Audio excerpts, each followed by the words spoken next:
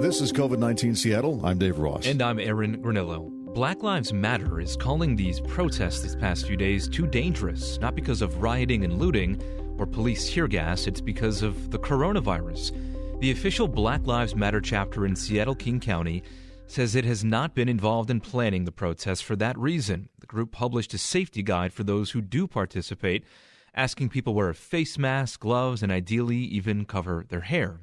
Patty Hayes from King County Public Health asked everyone with mild symptoms or any exposure to get tested. For the folks that have been exercising their rights in protest, I'll say again, the number one thing for folks is to do the best they can to maintain social distance, to wear a mask, to really be mindful not to go out if they're ill themselves. We also heard from infectious disease experts at the University of Washington. A group there signed a letter saying the protest against systemic racism must be supported. It circulated nationally and drew more than 1,200 signatures of supports. This group arguing that institutional racism is also a public health crisis and one that has gone on for decades. This makes the protests, even during a pandemic, the group says, vital. Anna Scott asked the governor how he reconciles the ongoing protests with his ban on large gatherings in Washington state, which is a ban that has affected kids who are out of school, families, and businesses. And here's what he had to say. That's a legitimate question. The answer in part is because the U.S. Constitution protects free speech and the First Amendment, but people have been willing to accept the difficult decisions we've had to make to try to reduce this pandemic, and I appreciate that. I hope we will continue in that spirit. Dave, I have a question. The first large gathering that happened amidst all of this pandemic was actually involving people who were against the governor's stay-home orders. You recall those thousands of people who showed up on the Capitol steps, right? And the governor called them selfish. Right. And now he's looking at these protesters, and obviously they're standing for something much different.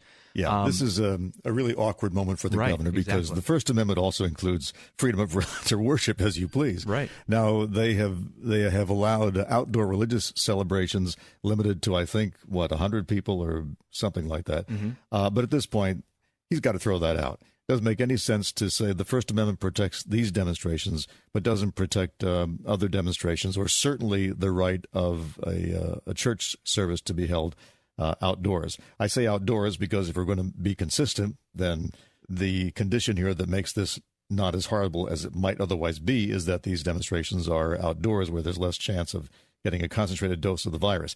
But, I think that's a pretty awkward explanation for the governor to give. I think part of it, of course, the obvious reason is they couldn't have stopped it anyway.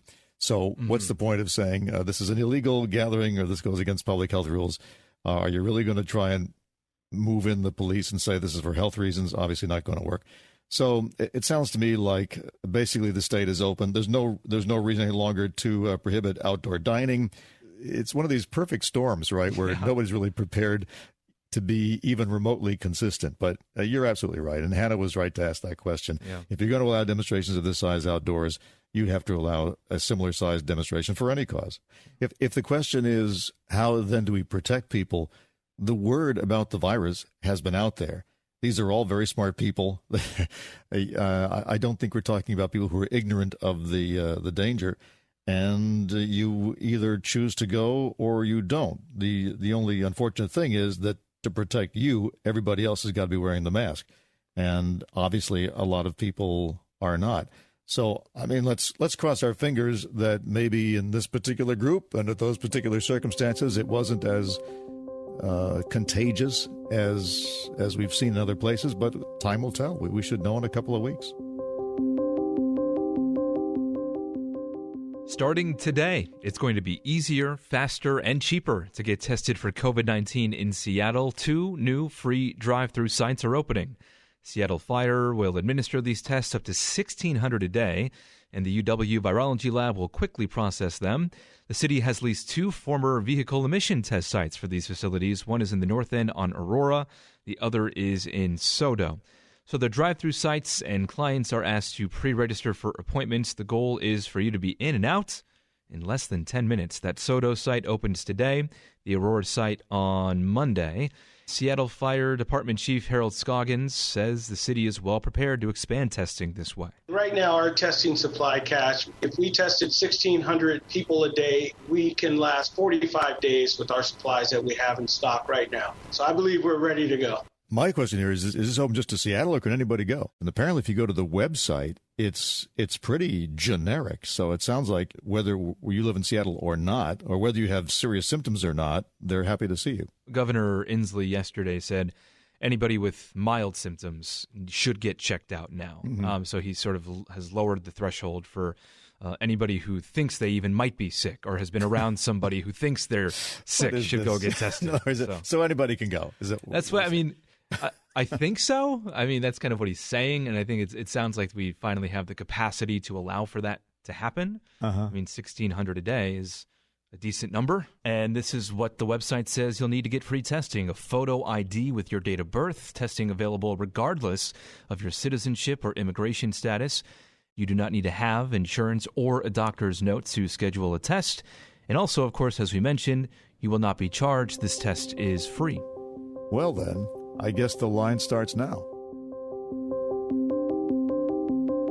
More than a quarter of all deaths worldwide have been in the United States, and the head of the CDC faced some hard questions from House Democrats on Thursday about significant mistakes in the U.S. response to the virus. And that includes shipping out a faulty test in February, which affected cities like Seattle and Everett, where the virus, of course, cropped up in January. There was also criticism over the failure of the CDC to report data on racial disparities among coronavirus cases and deaths. And that's the data that Congress specifically asked for as part of their April relief package, and it's become clear the disease is infecting and killing minority groups at a higher rate. That 4-page reports the CDC published last week falls woefully short of that demand.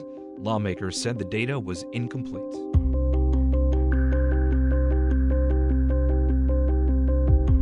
We will be back tomorrow and every day after with a 10-minute rundown of the daily local news. You can subscribe to this podcast. You can also find our news coverage on mynorthwest.com or listen live at 97.3 FM.